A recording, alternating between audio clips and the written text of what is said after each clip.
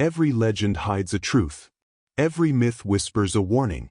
Welcome to the Mythic Hour, where the forgotten gods and cursed stories return to life. The story of human suffering does not begin with war, nor famine, nor even death. It begins with a woman. Or at least, that is what the ancient poets would have you believe. Her name was Pandora, a name that meant the one with all gifts. To the poets, she was not just a woman, she was a punishment, the trap, a curse wrapped in beauty. And it was she, they said, who first opened the door to misery, letting all the horrors of existence flood into the fragile world of men. But to understand Pandora's story, we must first return to the age before her birth, an age of gods and fire, of rebellion and vengeance. When the Titan Prometheus stole fire from Olympus and gifted it to mankind, the earth itself seemed to change. No longer did humans tremble in darkness. They forged weapons, baked bread, lit torches, and shaped clay into art. Fire was not just heat, it was knowledge. With it, men could rival the gods. Zeus, king of Olympus, would not forgive this insult. To punish Prometheus, he had the Titan chained to a rock, his liver devoured daily by an eagle. Yet even this endless torment was not enough. Zeus was not satisfied with punishing Prometheus. He wanted humanity to suffer. So he devised a crueler plan. Not a storm, not a famine, not a plague. Something far more insidious. He would create a gift that men could not refuse. Until then, men lived without women. They were born from the earth itself, from ash and clay, shaped by divine hands. But Zeus commanded the smith god Hephaestus to craft something new, something unlike anything the world had ever seen. From clay, Hephaestus sculpted the form of a woman, delicate yet strong. Athena breathed into her the spark of life and clothed her in silken robes. Aphrodite bestowed beauty so radiant it could shatter a man's reason. Hermes, the trickster, gave her a silver tongue, a gift of persuasion and cunning words. Each god contributed something: charm, grace, skill, even curiosity. They poured into her every gift that could delight and destroy. When she opened her eyes for the first time, the gods named her Pandora. And Zeus smiled. For this was no ordinary creation. This was the weapon he would send into the world of men. To complete his scheme, Zeus offered Pandora as a bride. He chose Epimetheus, the brother of Prometheus, a titan known for his foolishness and short-sightedness. Prometheus had warned his brother, "Do not accept any gift from Zeus.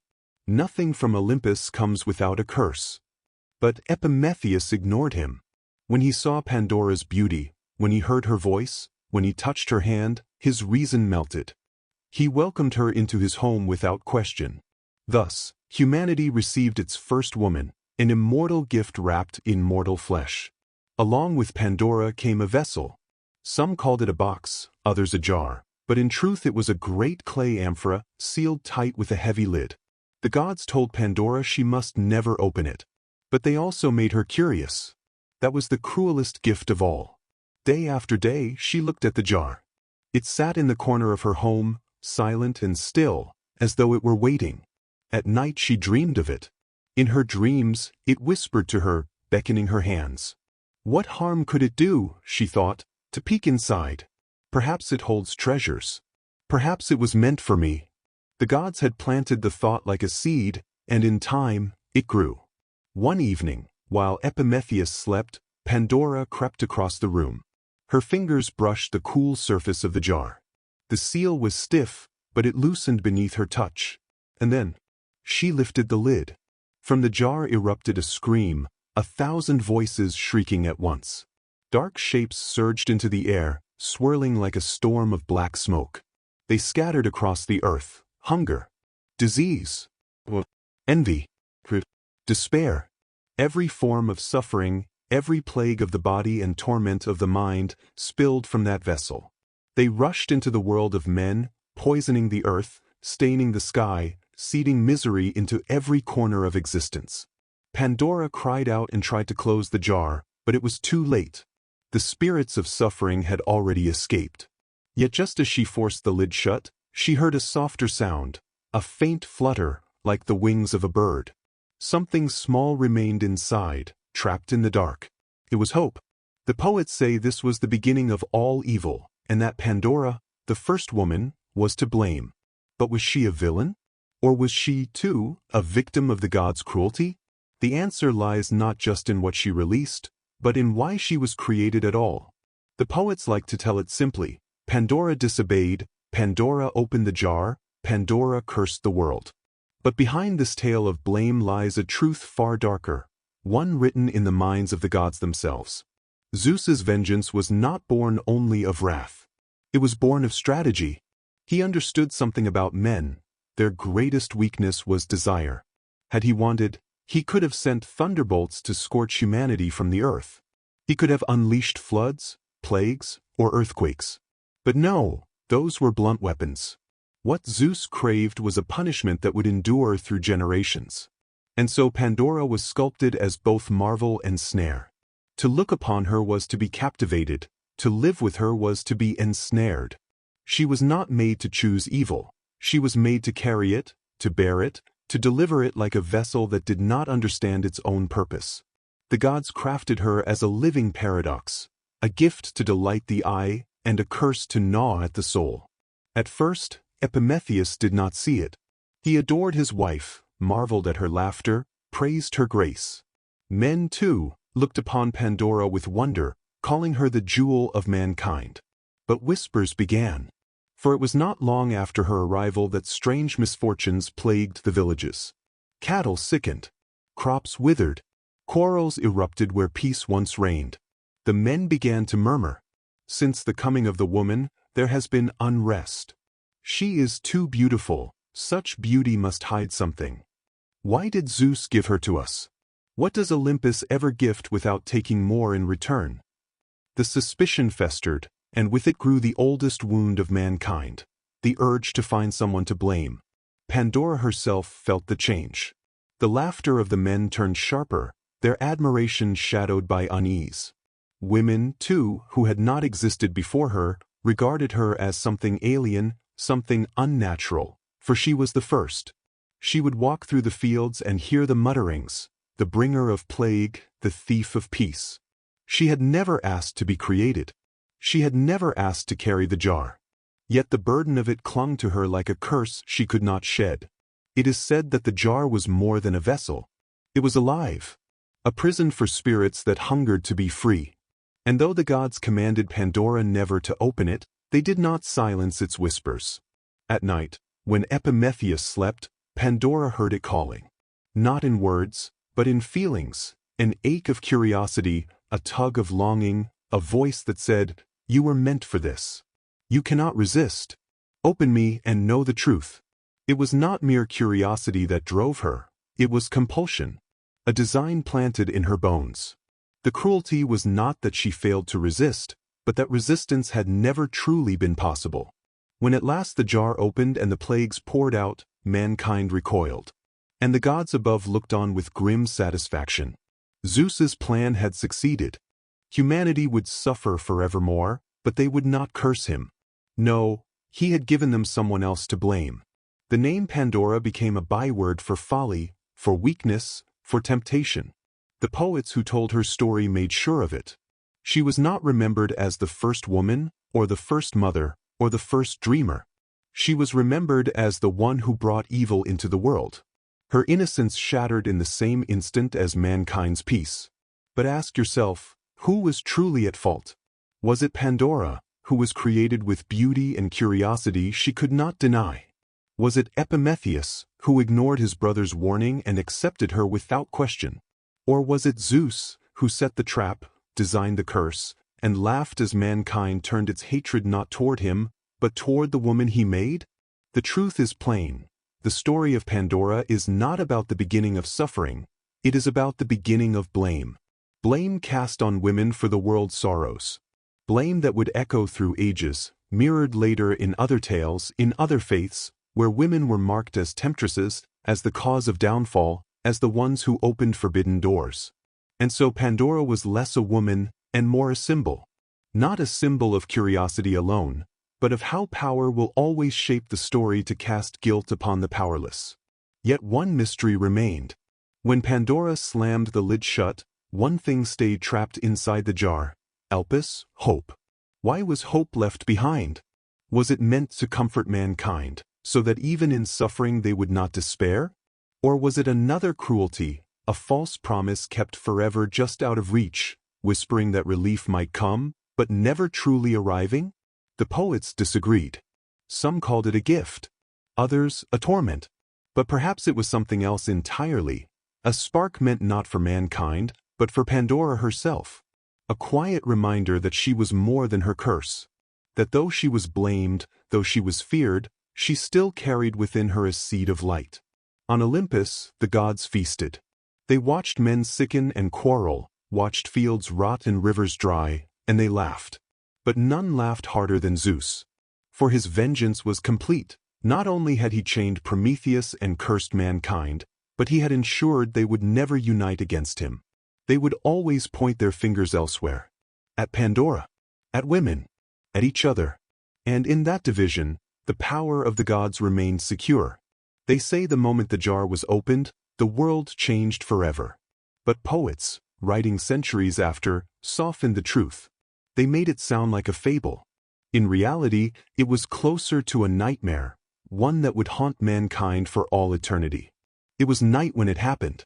The hearth fire burned low, shadows bending across the walls of Epimetheus's home.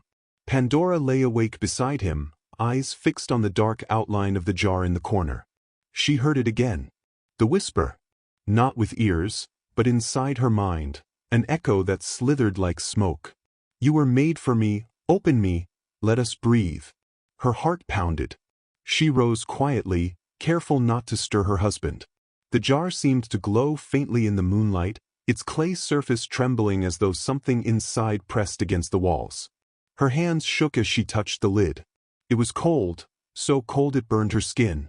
At first, she only nudged it, testing the seal.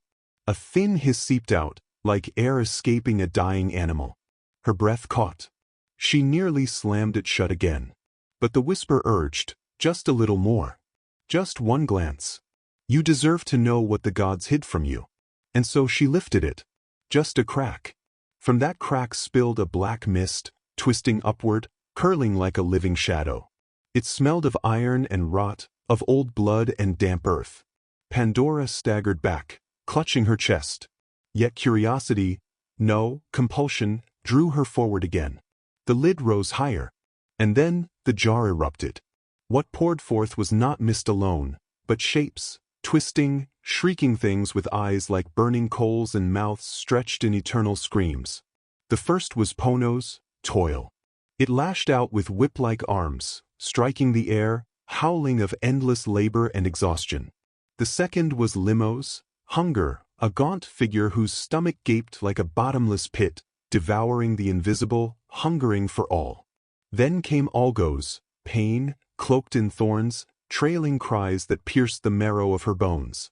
More followed, disease with its spotted skin, envy with green eyes and clutching hands, war in armor drenched with phantom blood. They filled the room like a storm of locusts, slamming against walls, breaking through cracks, clawing at the windows until they burst into the night sky. Outside, the earth groaned as the spirits spread. In villages, people awoke screaming as fevers struck them down. In fields, crops blackened and fell to dust. Brothers raised blades against brothers, their eyes glazed with sudden rage. Women wept as hunger gnawed at their children's bellies. The sky itself seemed to darken, clouds swirling unnaturally. Animals fled into the woods, sensing the shift. Rivers turned bitter. The air grew heavy, filled with cries never heard before, the cries of suffering newly born. It was as if paradise had cracked open, and through that crack had poured the endless flood of misery that would drown the ages. Pandora fell to her knees. She tried to slam the lid shut, but the spirits clawed at her hands, their shrieks drilling into her skull. One sank its claws into her cheek, leaving a mark that burned. "Stop, please," she cried, but her voice was drowned by the cacophony. Finally, with the last of her strength, she forced the lid down. The jar shuddered, sealing with a deep, thunderous echo. The house fell silent. But the silence was hollow. The world outside was no longer the same. As she leaned against the jar, sobbing, she heard something strange. A faint flutter, like the wings of a bird trapped in the dark. She hesitated. After all that had escaped, she dared not lift the lid again. Yet the sound was gentle, unlike the howls of the others. From within came a voice, soft and trembling. "Let me out. I'm not like them." It was Elpis, Hope. But Pandora, terrified, kept the jar sealed.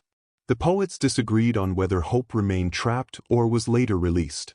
Some said it stayed inside forever, comforting mankind from afar. Others claimed Pandora eventually opened the jar again and let it slip into the world, fragile but real. Yet in that moment, all she knew was this: she had unleashed the greatest terror mankind would ever face, and whatever remained inside might not be salvation but another trick. So she held the lid tight, rocking back and forth, weeping in the dark. When Epimetheus awoke to the stench of rot and the echoes of screams outside, he found his wife collapsed beside the jar. "Pandora," he whispered, shaking her. "What have you done?" Her lips trembled. "I only wanted to see." He recoiled, horror and grief twisting his face.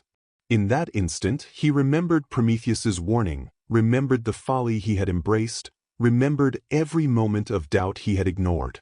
And though it was he who had taken the gift, he who had welcomed her, it was Pandora alone who bore the blame. For such was the design of Zeus's cruelest gift. From that night onward, mankind knew no peace. Every cough, every hunger pang, every wound, every quarrel, they traced it back to her. The woman. The curse. And thus the story spread. It was Pandora, not Zeus, not the gods, who opened the door to suffering. It was Pandora who should never be trusted. When Pandora closed the jar, the damage was done. The spirits of suffering had already taken flight, sinking their claws into the fabric of human life. But the greater curse was not the plagues themselves. It was the story that followed. Zeus's genius lay not only in creating the punishment, but in ensuring the punishment carried a face. When men groaned with hunger, they remembered Pandora. When they buried their dead from pestilence, they cursed her name. When war broke out, when envy tore friendships apart, when labor bent their backs to the earth, they whispered, "It was the woman who brought this upon us." Her image became the vessel for their rage. She was the explanation, the scapegoat. The gods had engineered not only suffering, but a narrative, one that would pass from generation to generation, until it hardened into truth. Centuries later, in another land, another tale would echo the same pattern. A woman in a garden, tempted by a serpent, reached for a forbidden fruit. Her name was Eve. Like Pandora, she was curious. Like Pandora, she disobeyed. And like Pandora, she bore the weight of blame. Through her, the poets said, came pain in childbirth, toil in the fields, the curse of mortality. Two women. Two beginnings. Two stories told not by women themselves, but by men who needed a reason why the world was cruel. The names changed, the details shifted, but the lesson remained. If there is suffering, look to the woman. The Olympian gods may have faded into myth, but their poison endured. For centuries, Pandora's story was retold as a warning against women's curiosity, women's independence, women's power. See what happens, they said, when women cannot control themselves. See what ruin follows when they ask questions best left unanswered. Her myth became less about the gods and more about human order, a justification to confine, to silence, to distrust. In this way, Pandora's curse was never the jar itself, but the idea that women are vessels of danger, that their gifts are always double-edged, that their very existence is tied to disaster. Imagine, then, Pandora's life after that night. Every cough from her husband, every quarrel among neighbors, every storm that ruined the harvest. She felt their eyes turn toward her. She could not undo what was done. She could not silence the cries of the suffering. She could not release hope without risking another deception. Was she wicked? She was lonely, desperate, crushed beneath a guilt she never chose. And in her solitude, she began to see the truth. She was not the author of mankind's pain, but its symbol. She was the story. That, perhaps, was the cruelest twist of all. But there is another layer to this myth, a deeper question. Why is knowledge, fire, or wisdom always guarded by danger?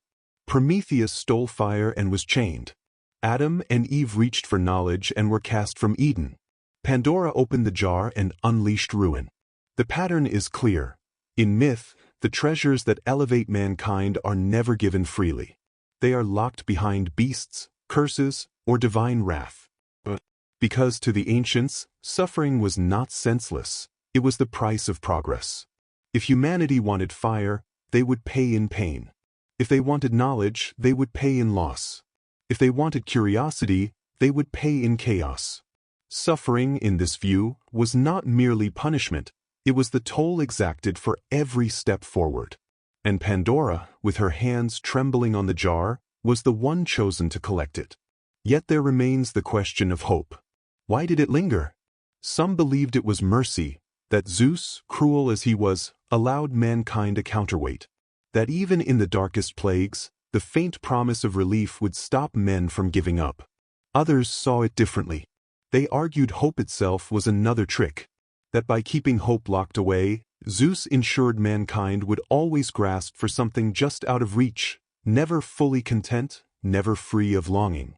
But perhaps the truth is simpler. Perhaps hope was not for mankind at all, but for Pandora. The gods made her a curse, a scapegoat, a vessel of sorrow. But in her chest, somewhere beneath the weight of blame, hope fluttered quietly, telling her she was more than the story they had written for her. And so the myth leaves us with a riddle. Is Pandora the villain who doomed the world? Or the victim who carried out a punishment crafted by gods? Is she a cautionary tale about curiosity? Or a mirror reflecting how power reshapes truth to shift blame? The poets answered one way, the priests another. But the story, once told, could not be untold. And perhaps that is the truest curse of all, that even now, thousands of years later, her name still carries the weight of guilt. The myth of Pandora did not end in the ruins of ancient Greece. It traveled, transformed, and seeped into the foundations of culture itself. Her jar may have been sealed, but the story it carried has remained wide open, spilling into every age. When the tale was first told, Hesiod spoke of a great clay jar, a pithos. But centuries later, when scholars translated the myth into Latin, the word was changed, from jar to pyxis, a small box. And so Pandora's jar became Pandora's box. The detail shifted, but the image sharpened. A box is something intimate, mysterious, easily carried and opened. A treasure chest that conceals secrets. The change made the myth even more enduring. Generations later, the phrase, opening Pandora's box, would become a proverb, shorthand for unleashing chaos through curiosity. Few remembered Hesiod, few remembered the god's cruelty, but everyone remembered Pandora. But the myth's survival came at a cost. Again and again, Pandora's story was used as a warning. Women cannot be trusted. Their beauty hides danger. Their questions bring ruin. Their curiosity is poison. It was not enough that suffering existed. The blame for suffering had to be given a face. And that face was hers. It is no coincidence that cultures throughout history told similar stories, binding women to temptation and downfall. Pandora was echoed in Eve, in Lilith, in witches and sirens and femme fatale. She became part of a long tradition, women cast as the root of disaster. Yet if we look deeper, another truth emerges. Pandora was not the cause of suffering. Suffering was already waiting, sealed in the jar, crafted by the gods themselves. She was simply the one chosen to open the door. In that sense, she was not the bringer of evil, but the revealer of truth. She showed mankind what the gods had hidden, that life was not meant to be free of pain. That every joy would have its shadow. That to live was to endure. Perhaps that is why hope remained. Not as comfort, not as cruelty, but as recognition, that alongside despair, there must always be its opposite. That even in a world of endless plagues, humanity would not surrender completely. So what does Pandora mean today? To some, she is still the warning against reckless curiosity, a story about restraint. To others, she is a tragic scapegoat, punished for the designs of others, carrying the blame for a crime she never chose. And to others still, she is something more complex, the embodiment of the truth that with knowledge, with progress, with every gift, comes risk. Fire gave mankind power, but also weapons. Science gave us cures, but also poisons. Technology gave us wonders, but also dangers. Every gift carries a shadow. Every box we open, whether it is a scientific discovery, a technological breakthrough, or a secret long kept, unleashes consequences we cannot always control. Pandora, then, is not only ancient myth, she is the eternal symbol of progress and peril entwined. Think of it: nuclear energy, genetic engineering, artificial intelligence. Each of these has been called a Pandora's box. A gift of incredible power, but with consequences waiting, lurking in the dark, ready to pour forth if we are careless. The myth survives because it still fits. Humanity still opens jars, still pries at lids, still listens to whispers in the night that say, just one look, just one more secret, just one more invention. And when the consequences erupt, we still look for someone to blame. So what do we do with Pandora's story? Do we condemn her, as the ancients did, as the mother of misfortune? Do we pity her, as a woman trapped in a design too vast for her will? Or do we reclaim her not as the villain, but as the one who revealed what was always true, that suffering and hope are bound together, that life without struggle is no life at all? The answer depends on who tells the tale. For myths are never just about gods and heroes, they are about us, our fears, our desires, our need to explain why the world hurts, and why, despite the hurt, we go on. So the next time you hear the phrase, opening Pandora's box, remember, it was never just a box. It was never just a woman. It was the story of how suffering entered the world, and how, in its shadow, hope still lingered. And maybe that's the real terror and the real comfort. That no matter how much darkness is unleashed, something small, something fragile, still flutters inside the jar, waiting for us to believe in it. If you enjoy mythic tales, then hit the subscribe button for more myths that were never meant to be forgotten.